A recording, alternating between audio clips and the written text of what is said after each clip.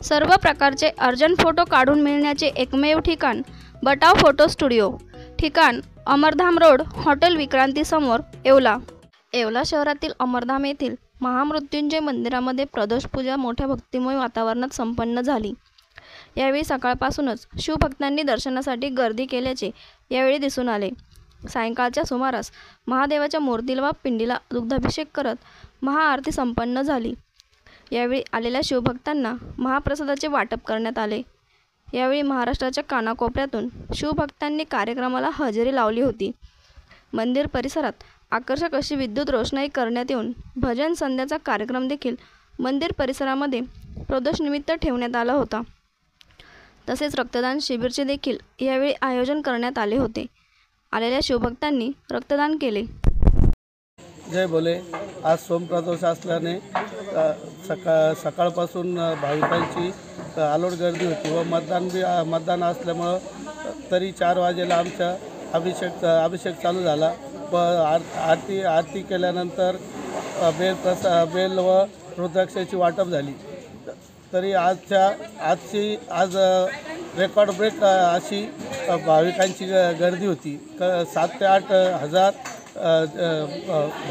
भोले भक्तांनी प्रसादाचा लाभ घेतला व इतर राज्यातून महाराष्ट्र सोडून इतर राज्यातून सुद्धा भाविक येवला येथे अमरधाम मंदिरात येतात।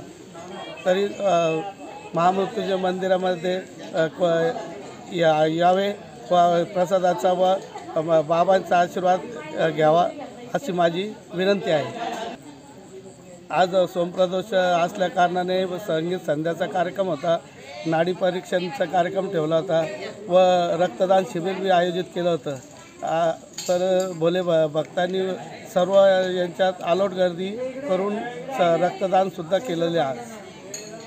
आज सोमप्रदोष असल्यामुळे त्या निमित्ताने येवला येथे अमरधाम ठिकाणी महामृत्युंजय मंदिराच्या तिथे रक्तदान शिबिर आयोजित करण्यात आलं। तर त्या निमित्ताने 40 बॅग कलेक्शन झालं आणि अशाच पद्धतीने रक्तदान केलं पाहिजे सर्वांनी। मी हे सांगू इच्छितो की आम्ही लाईफलाईन ब्लड बँकेकडनं आलो आहे नाशिकवरनं। तर ज्या लोकांना रक्ताची गरज असते त्यांच्यासाठी रक्तदान करावं आणि हा मॅसेज प्रत्येकाने पाहावं आणि रक्तदान करावं व याच्या पाठीमागून हाच उद्देश आहे माझा की जास्त प्रमाणात रक्तदान करावे। आम्ही आज या ठिकाणी सोमप्रदोष असल्या कारणाने येथील महामृत्युंजय मंदिर कमिटीतर्फे आमचा नाथ भजनाचा कार्यक्रम आयोजित केला होता। आमचा हा नाथ भजनाचा कार्यक्रम जवळपास 8 वाजेपासून तर आता 12 वाजेपर्यंत चालू आहे। यामध्ये सर्व भाविक भक्तांनी आवर्जून उपस्थिती लावली व आमचा गायनाचा कार्यक्रम ऐकला याबद्दल मी त्यांचे धन्यवाद मानतो। साईज्योती मूळव्याध हॉस्पिटल, मूळव्याध, भगंदर, फिशरवर आयुर्वेदिक औषधोपचार, क्षारसूत्र इंजेक्शन व व्हेसल सीलर जर्मनी लेझर मशीनद्वारे उपचार, डे केअर सेंटर, ॲडमिट राहण्याची गरज नाही, मेडिक्लेमची व्यवस्था, स्त्री रुग्णांसाठी स्त्रीरोग तज्ज्ञ, ठिकाण धारणगाव रोड, कोपरगाव, संपर्क डॉक्टर तुषार गलांडे, डॉक्टर काजल गलांडे।